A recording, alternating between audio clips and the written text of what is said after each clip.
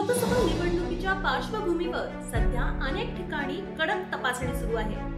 अशातच आता एक अजब आणि धक्कादायक घटना समोर आली आहे। एफएसटीच्या पथकाने 30 लाख रुपयांचं अफू बनवण्यासाठी अवैधरित्या तस्करी करण्यात येत असलेलं खसखसचं दूध जप्त केलं आहे।